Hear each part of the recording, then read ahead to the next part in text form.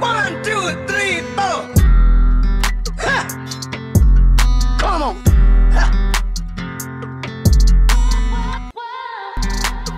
Yes, people, welcome back to United View. Welcome to the preview for our game against Liverpool here at the William Bryce Stadium, South Carolina. Massive, massive stadium. We've had a look behind the scenes. You guys have already seen it. Fantastic facilities. The players got everything they need to be able to perform. The heat is going to be an issue, so hopefully they do get a drinks break. I'll definitely start with that. But let's get into it, man. We're facing Liverpool off the back of a win against Real Betis. 5-goal thriller. Some really good points in that game, some good performances from some individuals. You know, it was a good team performance in the first half.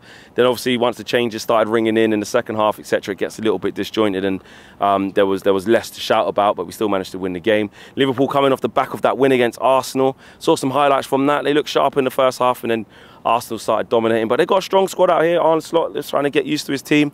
But for us, we know about the injuries to Yoro and Rasmus, so we don't really need to touch on that. They're not going to be there, not going to be part of it. But it's about now more momentum. I'm looking at this as momentum. This is the last game now before the Charity Shield. Yeah, I was told by the club actually there would be some behind closed door games or a game for some of the lads who have got back a little bit later. I saw Dallo back in training today. Bruno was back in training. Bayern Deer was back in training. A couple there. I think the England lads in Cobby and Luke Shaw won't be too far behind that. Obviously they went further than the Portuguese boys into the final, so probably the next few days they'll be back, I should imagine. But it's about momentum, like the preparation. We need to be in match rhythm. The Charity Shield is literally next week, man, on the weekend at Wembley. And yes, it's a friendly, and we still need it as preparation for the following Friday to actually be ready for the season and be ready for the first game at home to Fulham at Old Trafford. But at the same time, the games are running out. We had too many games last year. I definitely felt that. We had like 8 games, different states, so many 1,000 miles. We've definitely skimmed it down, so the preparation is better this year. But with injuries to 2 key players already, we're still trying to work on deals to get Mazawari and Delitin through the door, Ugarte, another midfielder, through the door. There's still some spinning plates, but with the squad that's a bit disjointed with some people getting back from the Euros, I just want to see the team that's out here perform against what will be a good Liverpool team, a good outfit, you know. They're going through changes, but, you know, to beat Arsenal at any time is not easy. And I saw the goals that they scored. They were well crafted. Salah, great goal. Fabio, Carvalho over the top scored a nice goal as well. So they're going to be on it. It's Liverpool. They're going to want to beat us, and it's a good test. Ahmad, I just want to see more from him, man. The kid's shining. He's doing his thing right now. There's no way, and this is not a slight on Garnacho, but just in terms of the preparation throughout the pre-season to be ready for the Charity Shield / the first game against Fulham, I don't see how Ahmad's not going to be on that right side already. That's got to be his spot. Things change quickly in football, but I see it as Ahmad's to lose. Rashford, hopefully he shakes off that kind of little problem that he had. He signified that it was an impact, like he knocked his knee on someone and it was a bit of a collision. So that was an impact injury. He should be fine. We haven't heard anything to suggest that he's not. He's looking sharp. We'll be interested in terms of Jadon Sancho again in that false 9 position or the 9 position. He did it last year on pre-season tour actually, and then it got into the beginning of the season and obviously we didn't start playing in that way. I can't remember who started the first game up front. Was it Rasmus? I can't remember. I think it might have been. Injured, oh no, Rasmus was injured. So who started up front? Was it Jadon? I actually can't remember. Martial was injured. Bruno, false 9? Was it Bruno? Or did Rashi play up there? I can't remember. You guys got better memories than me. I can't remember who started the first game of last season against Wolves up front. But because the season before that we started with Ericsson and then against Brighton. Anyway, whoever, is Joshua Zirkzee going to be ready to just start when he hasn't played with his teammates? I can't see that. Bruno's been out of it, but we've got to get him back in. He's probably going to have to start at the Charity Shield and play some part of it. It ain't just going to be the players that are here. I don't think Ethan Wheatley's going to start up front against Manchester City in the Charity Shield. So maybe he will go with Sancho through the middle, Rashford on the left, and Ahmad on the right. That's been his first go-to team on the tour so far in both games. So we have to see what happens there. Mason Mount, I'm looking at him to try and maybe hopefully be involved in the first game. The fact that he was on the bench in the second team last game in a couple of days ago against Betis, hopefully that means he can come in and start against Liverpool. I think we might start seeing, if we see those little changes, we're going to get a good idea as to what Eric's thinking for that first game against Liverpool.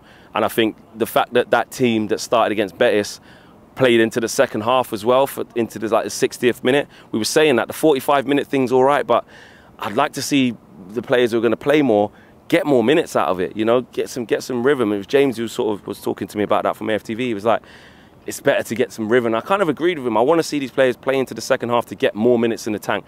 And we definitely saw that against Betis. Hopefully we see the same thing. The first 11 that he goes with should be the strongest 11, which we definitely will do that, in my opinion. And let's see them play into the 65th minute before you ring in the changes. Because, like I said, next week it's Manchester City. In midfield, I think, you know, I think, like I said, Mason Mount was in the second team. But I think for me, I'm trying to prep. You know, I'm trying to go Casemiro, Mason Mount, and what, probably Toby Collier? He was in the second team last game. Maybe a McTominay he might go with, because he might see him as starting in the next game. But I think who we see in this game will give us a good indication as to who's going to start against Liverpool in the back line. Harry Amas has been doing well. Listen, there were some moments when Betis scored their first goal. Yes, he went to sleep a little bit down his side. That goal came, he took his eye off the ball. But, you know, he got a bit fortress through the left through good work, but he whipped in a good ball, and he's looking like there's something there. And KG was a little bit more like he doesn't think he's ready, but I think we can give this kid a chance, man. I'm seeing some little bits. I'm not over-gassing him. I'm not saying he's better than Luke Shaw. I'm not saying he can be the left back for the whole season. Release the kid. He's the truth. It's not a Cobby situation. But for the early part of the season where Luke's going to be late back in, Malacia, we just heard from Eric, is like 2 months away from being able to make a return. He's only just looking to approach first team training now. So that's not going to be easy. So if we can get Harry Amas, see that right there? Camera shut off, mate. Too hot. Vegas part 2. It's no joke out here, man. We do with degrees, not Fahrenheit, but it's got to be like 34s, and it's humid, so the camera just shut off, mate. Anyway, where was I? Harry Amas, yeah, I was just bigging him up. I was just saying, like, yes, he's raw. Yes, he's got stuff to work on.